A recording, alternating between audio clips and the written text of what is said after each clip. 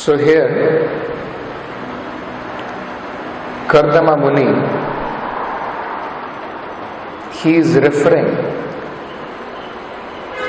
to the multifarious forms in which the Supreme Lord exists and manifest himself in a particular form according to the taste of his devotees. There is a lot of difference between understanding. A devotee can imagine any form, and the Lord exists in his original multifarious form and manifests to the devotee according to their taste. It should be very clearly understood. It should not be thought that according to our taste we can imagine any form of God.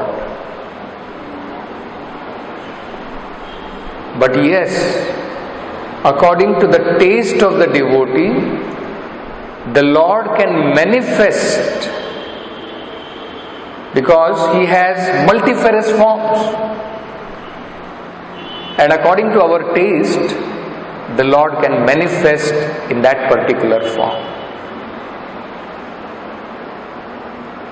So that has to be, first of all, understood very clearly. So here, this is what Kardama Muni is referring to the Lord. Tani evate abhirupani. My dear Lord, you take a suitable form, abhirupani. Rupani Bhagavan Stava. Because you have multifarious forms. You exist in your multifarious spiritual form. And how do you manifest? Yani yani cha rochante swajananam arupinaha. You manifest to the devotees according to their taste. Swajananam yani yani cha rochante. According to the taste of the devotee, you manifest in particular form. And originally, to understand clearly, you have no material form, arupinaha. So, in the purport, Prabhupada is touching upon some very important things. First, Prabhupada explains that what is mentioned here is also mentioned in many other Vedic scriptures. It is the same personality, the Supreme Original Personality Krishna. Anantarupam, he has innumerable forms, but at the same time Advaitam. They are not different from each other. Then one may think, just like the Mayavadis think, originally the Supreme Lord, he has no form, and whenever he comes in this material world, he takes a form which is made up of matter. So Brahma Samhita says, Achyutam. The form of the Lord and our form, there is a difference. Because when we come to the material world, we take a material form, Chuta. We leave our original position and we take up another inferior position. That is called Chuta. Achyuta means one who never falls from his position of being absolute spirit. He doesn't take a material form. So it is called Achyuta.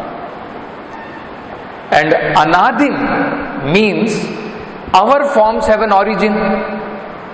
This is also very important, because somebody may think, according to the taste of the devotee, the Lord may invent some new form, or we can also imagine some form, whatever form we like, and the Lord will manifest in that kind of form.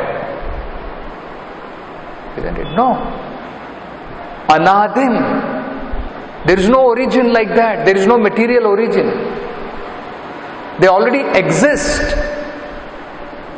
The Supreme Lord exists with His all eternal forms simultaneously. That is what one should understand. They become manifest according to the taste of the devotee. The form of Lord Ramachandra exists originally, and according to the taste of his devotee Hanuman, the Lord manifests that form in front of him, and he becomes the servitor of the lotus feet of the Lord. And Prabhupada explains what is the meaning. Swarochante. Some devotees, they are attached to certain form of the Lord, the same Supreme Lord who is Advaitam. So the example given by Prabhupada is Hanuman, even though he knows very clearly, he says that I understand very clearly that Lord Rama and Lord Vishnu, there is no difference. He is the one and the same personality. Similarly, Mother Sita and Lakshmi, there is no difference. But still he says, my mind does not become diverted from the lotus feet of Lord Rama.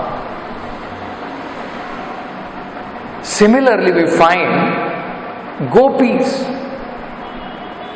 They are so attached to the form of the Lord, original form of the Lord Krishna, that during the Rasa dance, when the Lord disappeared from the Rasa dance, and when the gopis were searching after him, and when the Lord manifested himself in the form of four-handed Vishnu form, they just offered their obeisances and said, this is not Krishna, this is Lord Vishnu. And they were still searching after Krishna. So, that depends on the taste and the relationship which a devotee has developed for the Supreme Lord. And there is no such difference. In Chaitanya Charitamrita, there is a very nice pastime of Sri Chaitanya Mahaprabhu with Murari Gupta. Even though there is no doubt about it, and the Lord personally came as Chaitanya Mahaprabhu himself in order to give Krishna Prema, in order to establish that the worship of Vrajavadhus, gopis in Vrindavan, and among the gopis, the worship of Srimati Radharani is the topmost worship. He came to this earth personally to taste that mellow in the form of Chaitanya Mahaprabhu, but in the mood of Srimati Radharani. He is Krishna himself. So even though he established that Krishna is the original Supreme Personality of Godhead, Rama and others, they are all his different Swamshas. They are all different, either plenary portion or portion of portion. But Krishna is the original personality of Godhead. And Krishna Prema in the form of worshipping the Supreme Lord in the mood of gopis is the highest form of worship. But still, we find there was a devotee in Chaitanya Leela who was very, very dear to Chaitanya Mahaprabhu. He was a dear servant of Chaitanya Mahaprabhu. But he was servitor of Lord Rama. Chaitanya Mahaprabhu wanted to demonstrate through one of the pastimes with Murari Gupta, who was very attached to the service of Lord Rama,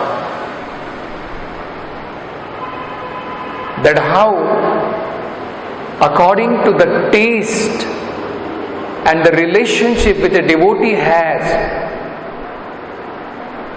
the Lord, who has manifested in one particular rasa with him, the devotee finds that taste in that rasa, with that particular form. So, there is a description in Chaitanya Charitamrita. I'll just read that.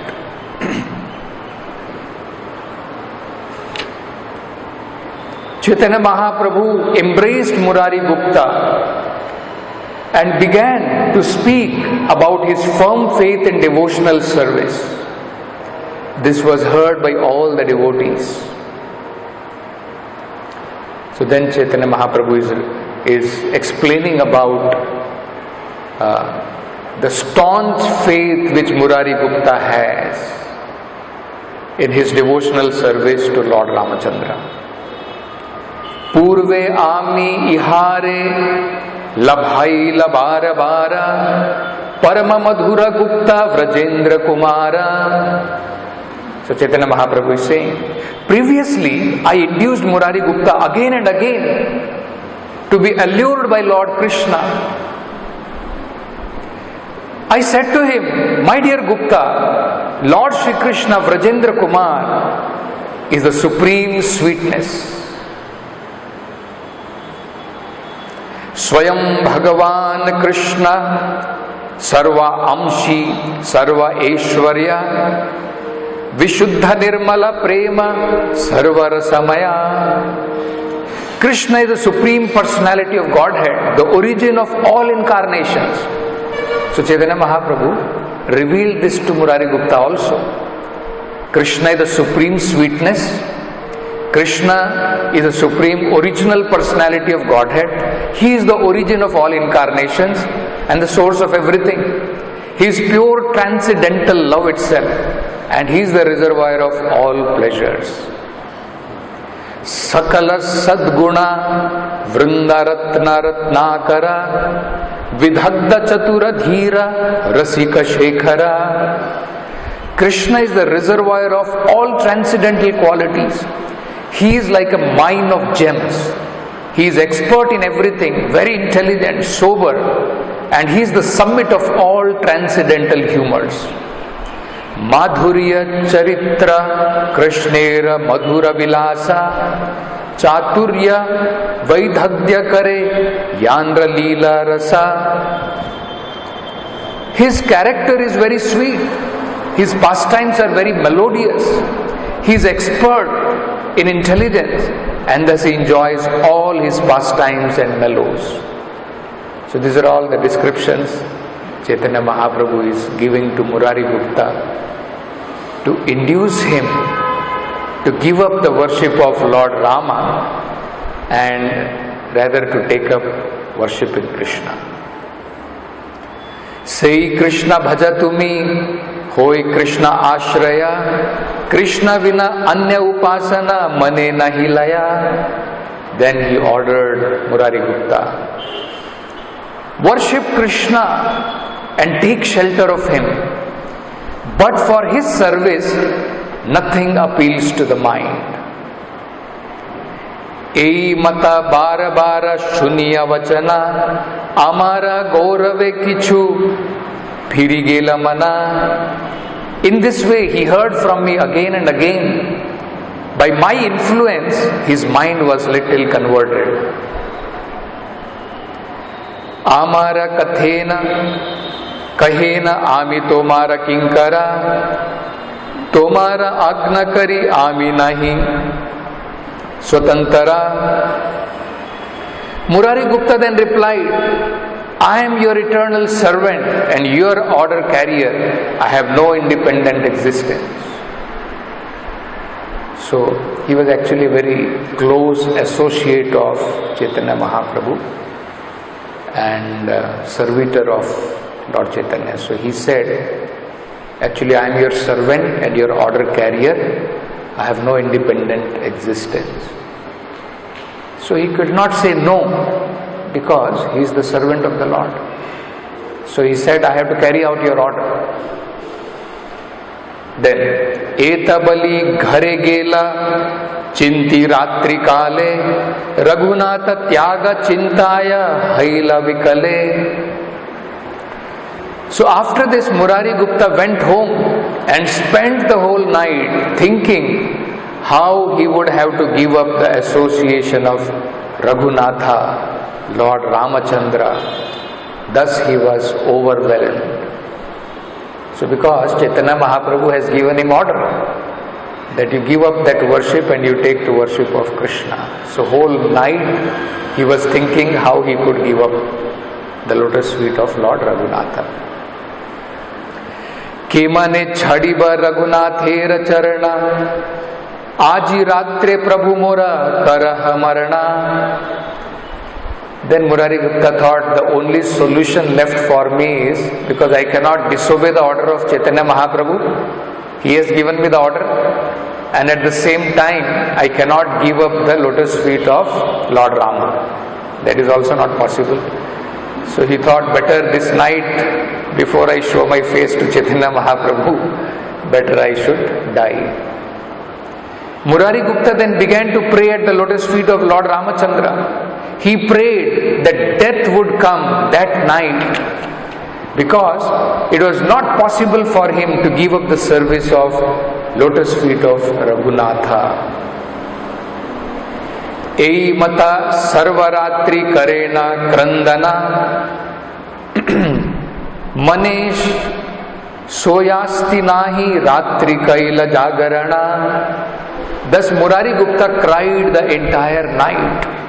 There was no rest for his mind. Therefore he could not sleep but stayed awake the entire night. So whole night he was just thinking about this and he could not get asleep. Prata kale asi mora dharila charana kandite kandite kichu kare nivedana. Then in the morning, Chaitanya Mahaprabhu is saying, in the morning Murari Gupta came to see me. Catching hold of my feet and crying, he submitted an appeal. So what is the appeal he submitted? Raghunather paya mui vechiole matha kadite na pari matha mane pai vyatha. So Murari Gupta said, I have sold my head unto the lotus feet of Raghunatha. I cannot withdraw my head from that, for that would give me too much pain. Shri Raghunatha charana chhadana nayaya tava agna bhangahaya ki korite upaya. It is not possible for me to give up the service of Raghunatha's lotus feet. At the same time, if I do not do so, I shall break your order. What can I do? Tate mora ei kripa kara doya maya tomara aage mrityu hauka yauka samshaya. In this way Murari Gupta appealed to me, saying, you are all merciful, so kindly grant me this mercy. Let me die before you, so that all my doubts will be finished. Eta shuni ami bada mane sukha pailun inhare upaya tabe alingan karilun. Hearing this, I became very happy. I then raised Murari Gupta and embraced him. Sadhu sadhu Gupta tumara, sudrid bhajana, amara vachaneha tumara, natalila mana. I said to him, all glories to you, Murari Gupta. Your method of worship is very firmly fixed. So much so that even upon my request, your mind did not turn. Ei mata sevakera priti chahi prabhu paya, prabhu chhadileha pada chhadaya nayaya. So this is very important. Chaitanya Mahaprabhu then finally gave that conclusion. The servitor must have love and affection for the lotus feet of the Lord exactly like this. Even if the Lord wants separation, a devotee cannot abandon the shelter of his lotus feet. It's like here, Chaitanya Mahaprabhu was requesting him to abandon. So the Supreme Lord personally wanted to abandon, but he could not abandon the lotus feet of the Lord. So, Prabhupada in the purport quotes from another verse in Chaitanya Charitamrita. So, there it is said, Sei bhakta dhanya ye na chhade prabhura charana. That servitor is most fortunate who does not abandon the lotus feet of his master at any cost. Sei bhakta dhanya ye na chhade prabhura charana. Sei prabhu dhanya ye na chhade nija jana. And similarly, the Lord himself, as far as he is concerned, even if the devotee wants to leave him, the Lord does not leave him. And then it says, Durdeva sevaka yadi yaya anya sthane. Because of misfortune, if the devotee wants to abandon the lotus feet of the Lord and go to some other place, Sei Thakura dhanya tare chule dhariyane. The Supreme Master, the Supreme Lord, takes him, grabs him by his chula, chula means by his hair, and brings him back to his lotus feet. That is the kind of relationship the Supreme Lord and his devotees have. So Prabhupada translates it very nicely. In a firm relationship with the Lord, the devotee does not give up the Lord's service under any circumstances. As far as the Lord himself is concerned, if a devotee chooses to leave, the Lord brings him back again, dragging him by the hair. This is what is explained here. Prabhupada is saying, this is a very important thing which Prabhupada is. Why the Lord has multifarious forms? Why the Lord has? It is because of the different kinds and taste and varieties of relationships, different kind of taste which his different servitors have to serve him. It's like Mother Lakshmi wants to serve the lotus feet of the Lord. That is one kind of relationship. That is called Swakiya Rasa. But with that Swakiya Rasa, Lakshmi cannot enter into the transcendental mellows of Vrindavan. With the same kind of mellows, she wanted to enter into Rasa dance, but she was denied permission. You see? Because that becomes Rasa Bhas. it becomes, what do you call, in English, what do you call that? Overlapping of different tastes, which is not very much appreciated by devotees. So, these are the different transcendental mellows in his different forms the Lord has with his different devotees. So that is the reason here Kardama Muni is saying that, my dear Lord, swaswa rochante, as per the taste of your devotees, you have multifarious form. But that should not be misunderstood, that we can try to imagine any kind of form and become attached to that kind of form. No, it's not exactly like that. The Lord already has all these forms. All these forms are already existing, and according to the taste of the servitor, the Lord manifests that kind of form. Another very important thing which Prabhupada is mentioning is the word arupinaha should not be misunderstood to mean one who does not have any form. The original commentator Sridhar Swami personally comments on this, and Prabhupada is quoting that. Sridhar Swami says, Arupina means one who does not have material form, but one who has multifarious transcendental form. And then Prabhupada quotes another verse from Brahma Samhita. Anyone remembers which verse Prabhupada is quoting? Ramadi Murtishu Kala Niyamena Tishthan. Very clearly it is stated there. Rama Adi. In the earlier shloka, these mentions were not given, these names were not given. It was only said Advaitam, Achyutam, Anadi Rupam, Ananta Rupam, right? But in this shloka, it very clearly states Rama Adi, beginning from like Lord Rama, these kinds of transcendental forms. So that means these forms already exist. The Supreme Lord exists in those forms, and they are not material forms.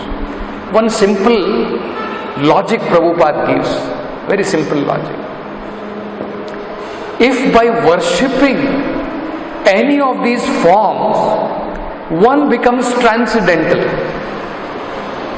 then how can these forms be material? Isn't it? Very simple logic. If by worshipping any of these forms one can become transcendental, one gains entrance into transcendental life, then how can this form be material? Similarly, if by understanding Bhagavad Gita, one becomes transcendental, then how can Bhagavad Gita be material? Isn't it? So this one has to understand. In today's conversation, I'll end with that. There was a very interesting point about this which Prabhupada mentions. And there also he is asking, that Italian man is asking about impersonal form. So Prabhupada very beautifully explains that. Italian man. The difference between the impersonalist, and the personalist is that the impersonalist does not believe. So he is saying that what is the difference between personalist and impersonalist? The impersonalist does not believe in the form of the Lord. So Prabhupada immediately says, no, you don't believe or not believe, it does not matter. We are explaining science. It's not a question of belief or non-belief. It is science. The form of the Lord is a science, it is scientific fact, it exists. And then Prabhupada is saying, the example is just like there is temperature. You cannot say there is no temperature.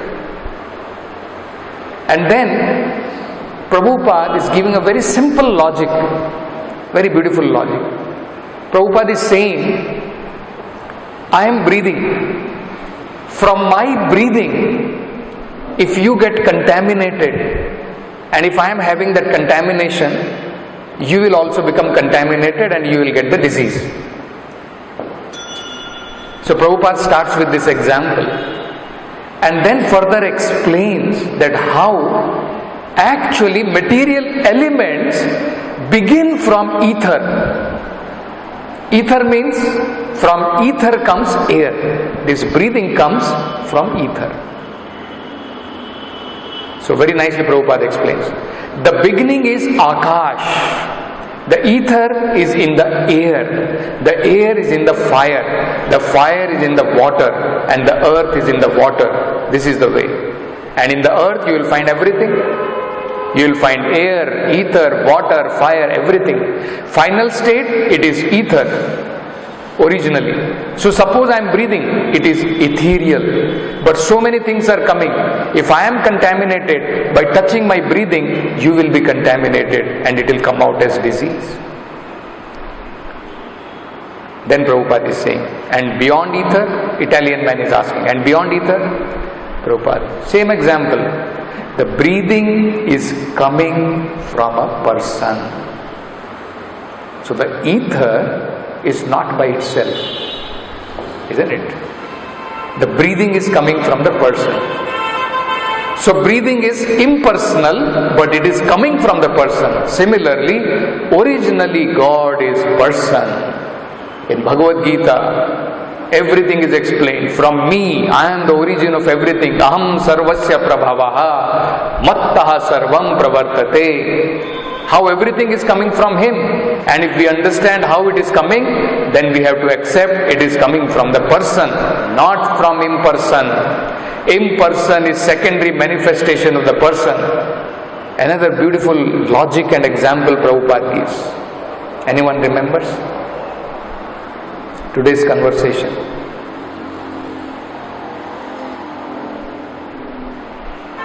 Fire is primary.